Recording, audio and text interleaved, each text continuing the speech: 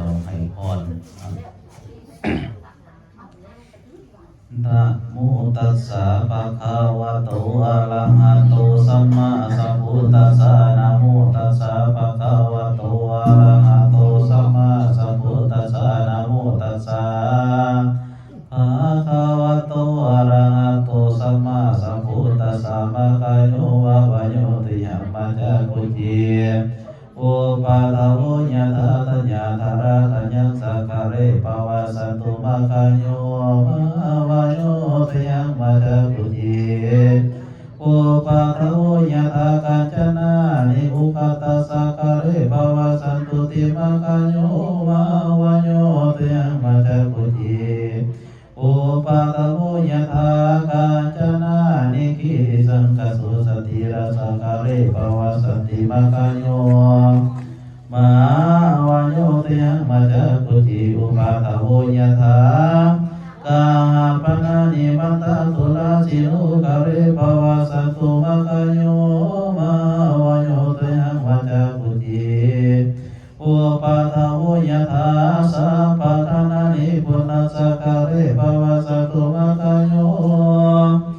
มาวะโยติยังมัจจกุจิอุปาทโวยาถาสัตตรัตนวัสนิเวสตลาสักขะเรภวะสันตุติโพสัตโวรุราสปุริสัตทั้งหลายโกจิอุปัตโวอัมภะกวางกมุนโอตาอันใดอันหนึ่งก็ดีก็จะได้บังเกิดมีแก่ท่านเถิดโกจิปาริโภโคอันว่าเขาขอเครื่องบริโภคอันใดอันหนึ่งก็ดีว่าคายโยมาวาโยก็จะได้เจริญไปเหมือนไปแก่ทานเถิดสังฆนาทานายาทารามาทองแถวกับเกลือตะหลายก็ตกลงมากะเลในเรื่องแห่งตะนั้นตะยาติเตียมีหน่วยประการสันใดอันว่าทองแถวกับเกลือตะหลายก็จงตุโลมันในยามรันนาแห่งทานก็นี้หน่วยประการสันนั้นเถิดกล่าวคือว่ากว้างเสียงไปเหมือนไปแห่งวัตถุอันใดอันหนึ่งก็ดีก็จะได้บังเกิดมีแก่ทานเถิดอีกประการหนึ่งก็ที่ปริภุโกอันเราขอเครื่องบริโภคเขาขอของแก้วอันไหนอันหนึ่งก็ดีก็จะได้หุบไปแห่งไปแก่ตาเถิดกัจจนาเนียตามบางเงินและคำทั้งหลายก็จงตุโกมาไกในเรื่องแห่งโอกาตาเศรษฐีมีอุปมาสันใดอันว่าเงินและคำทั้งหลายก็จงหลั่งไหลลงมากาเลในเรื่องนา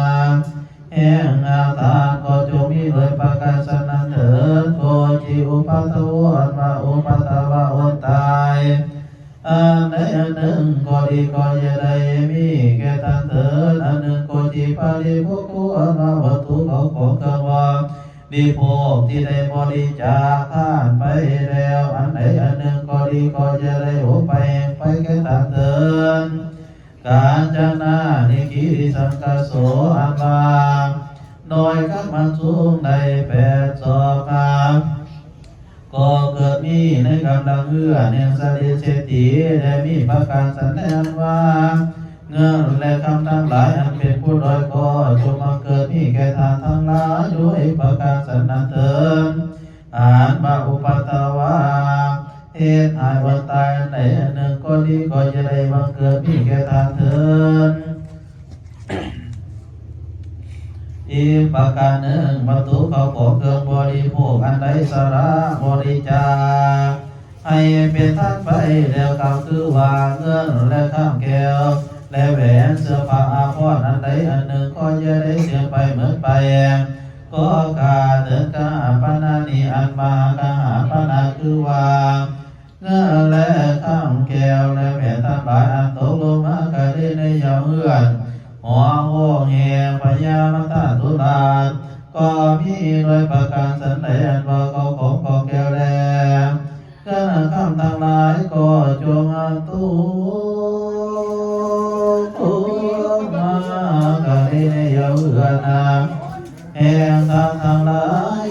ประการสนันเถิดส่วนอันว่าพวกกบฏบนตาอย่างใดอย่างหนึ่งก็ดีก็จะได้บังเกิดมีแก่ท่านเถิดพร้อมด้วยเขาขอเกิดบอดีพวกอันใดอันหนึ่งก็จะได้เสียไปเหมือนไปแก่ท่านเถิดสัพพทานานิอันว่าทรัพย์สมบัติเขาของทั้งมวลอาจตกลงมาข้าได้ในบ้านเรือนแห่งบุญนาคาเศรษฐีแด่มีด้วยประกาศใดอันว่าทรัพย์สมบัติเขาของเรานานาก็จงตุ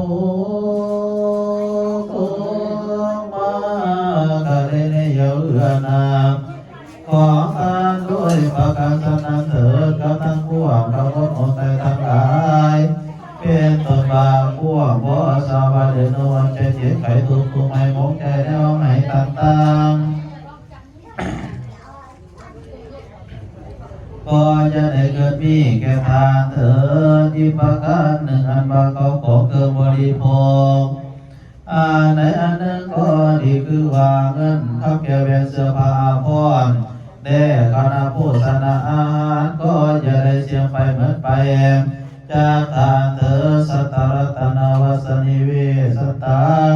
อันว่าพระแก้วเจ็ดประการตกลงมาในกวางกุปัสสาลาสว่างหลวงเกพาเวสันดรป้าเมื่อเป็นราศีต้นสิไม่เสด็จจากป่าไม่เข้ามาเมืองบรรณานา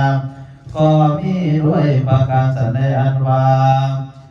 ผลเกี่ยวเจ็ดประการคือว่าแก้วพระธรรมราชเดือดเนื้อตาแก้วพิรางผลพุงแก้วพัมพามีแสงเฮืองหงแก้วมานีภูมิราศมีแก้วปีตุนมีขามาแก้ววาศิลาลักอาพรแก้วบุราณสอยสดเงินคำสดหลายก็จงตูมาใหญ่ยังเดียละลาเทมาเทเมือนขอการเจ้าสตามีเงินผลเป็นตองกาตั้งก็ย้ายพวกตาโศกเศร้าตูจะไม่เกตใจก็กาเถิดเทศนาปริยุสนิในเมื่อแล้วรุษาธรรมเทศนาขอให้เจ้ามูเจ้าสัทธาทั้งหลายที่อยู่ไกลได้อยู่ไกลจงได้สมดังกุวมุ่งมั่นปรารถนาสมดังกล่าวมาแล้วแต่วันหลังนิติตา